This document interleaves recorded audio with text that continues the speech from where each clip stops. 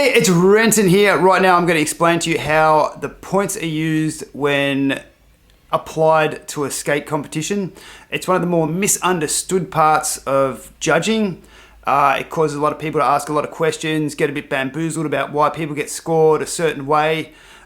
This isn't to explain the format or how things are judged, it's just to explain how the point system works. So the way it works, it's basically I believe it's called a rank order assessment, and you don't get scored upon the points, the tricks that you do.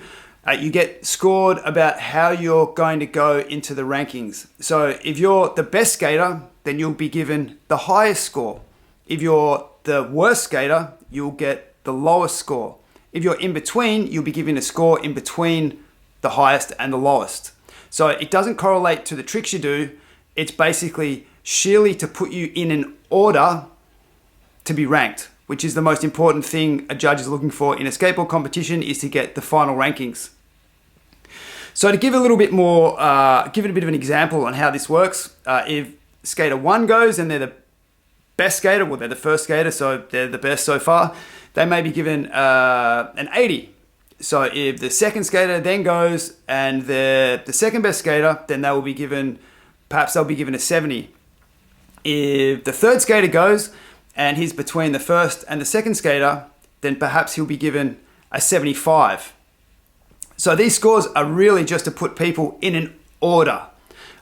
There's a few things that can come about that really trip people out, and people freak out a little bit and they come and they ask questions about, and it's really simple to answer, but these are the things that just come up with people that don't understand the point system. Is you can actually get the same score for a better run. If you take a first run and you get a certain score for it, and then you add 5 tricks to it, you can get the same score again, and it can be completely normal. And the way that works is, if the person is only a slight amount above you, perhaps you're at 75 and they're a 76, or you're a 75.5 and they're a 76, and you've done your run, and you come and you do a run and you add like 3 more tricks in. If you're not better than that skater, then your points aren't going to be increased a whole lot, because although you might have done more tricks, you're not better, and the judges are looking at the rankings. So ultimately, if they give you 3 more points and you go ahead in the rankings, they don't want that. They want to keep you in the same position unless you've skated better. So if you've skated better than the skater above you, you'll be given more points than them. If you don't skate as good as them, but you add 3 more tricks in, but you're still really close, you may be given a fraction more, or you may be given the same score. But yeah, it's a rank order assessment. And so the other thing that can happen is, on 2 separate days, you can do an almost identical run, and you can be given 2 different scores for it. And the reason why that is because your score is dependent on how other people skate as well as yourself. So if on day 1 you do a run and it's a certain score, maybe it's a 75, you come back the next day and someone who's gone before you has already got a 75, and you don't skate as good as them, you may be given a 72.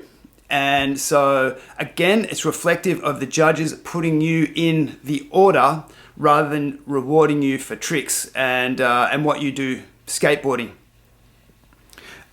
So the big thing is like, a lot of people come up and they see the scores or whatever. Sometimes we don't even show the scores because it's so confusing for people that don't know, and it's such a headache when people just like, a lot of people come up and ask, and it's very hard to explain very quickly, hence me making the video.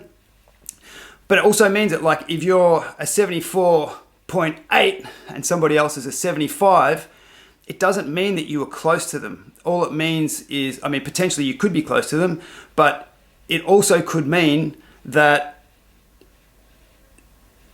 in the scale, the scores were very close within that part of the ranking, that the only spot that you could go was very close to the person next to you. But it doesn't necessarily mean that you almost beat them or you're very close to them. All it means is, if you're under them, you're not as good. If you're over them, you're better. And so again, the best skater gets the highest score, the worst skater gets the lowest score, someone in the middle gets the score in between them, and then the places are filled. It's not a situation where if you add more tricks to your run, you're necessarily going to get more points, which generally you probably would, unless the scores were very close. But generally, the idea is if you miss something by an inch, you miss it by a mile. The judges do try and keep some sort of perspective. So if you are close, they will try and keep you close to somebody else if they can. But their ultimate goal is to get the rankings right. So the judges, their main focus is to get the end of the day rankings correct. All right, so that's points explained. Hopefully you all understand it. Yeah, keep shredding and see you someplace soon. Yes.